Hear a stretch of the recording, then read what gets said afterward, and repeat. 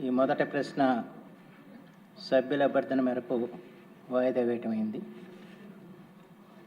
92 రెండవ ప్రశ్న శ్రీ మండిపల్లి రామప్రసాద్ రెడ్డి గారు, రవాణా శాఖ మంత్రి.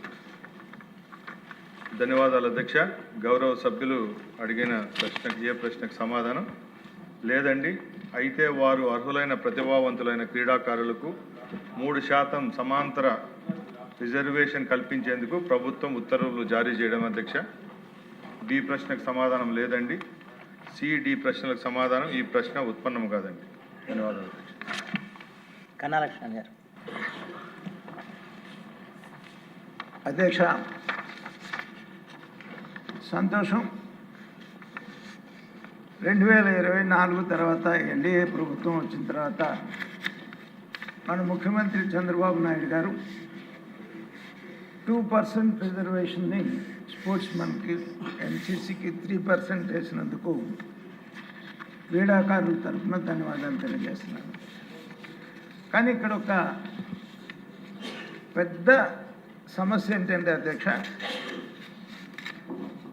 ఈ క్రీడాకారుడు జాతీయ స్థాయి దాకా చేరుకోవాలి అని అంటే కనీసం రోజుకి 5-6 గంటలు ప్రాక్టీస్ చేయాల్సినటువంటి అవసరం ఉంది.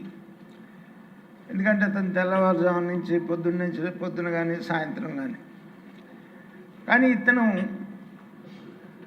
జాతీయ స్థాయి దాకా వచ్చి కనీసం ఈ ఫిజికల్ ఫిట్నెస్ ఉన్నటువంటి ఉద్యోగాల్లో పోలీస్ కానీ, ఫారెస్ట్ కానీ, లేకపోతే ఎక్సైజ్ కానీ, ఇటువంటి వాటిలో రాత పరీక్షల్లో ఏదైతే చదువుకొని సిన్సియర్గా చదువుకొని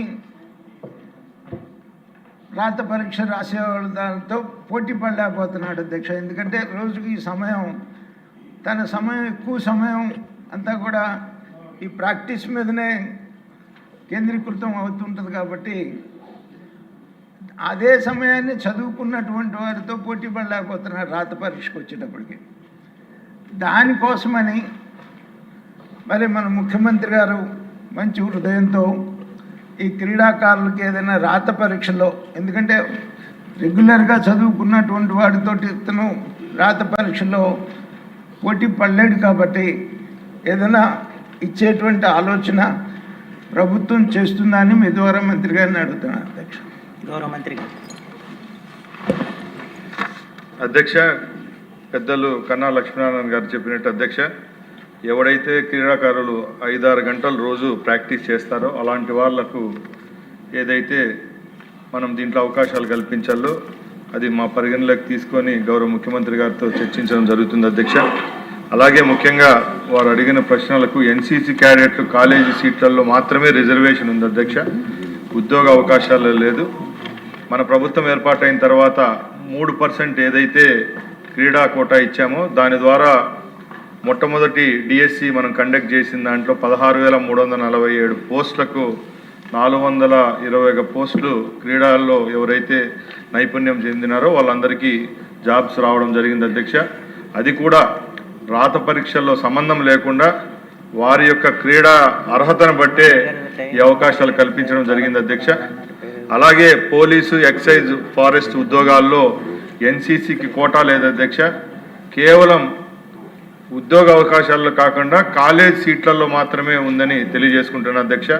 గౌరవ సభ్యులు చెప్పిన దాని విధంగానే రేపు రాబోయే కాలంలో కూడా ఈ అవకాశాన్ని పరిశీలించే విధంగా చర్యలు తీసుకుంటామని తెలియజేసుకుంటున్నాను అధ్యక్ష. ధన్యవాదాలు అధ్యక్ష. 93వ ప్రశ్న గౌరవనీయులు శ్రీ నాదెండ్ల మనోహర్ గారు, ఆహార పౌర సరఫరా శాఖ మంత్రి.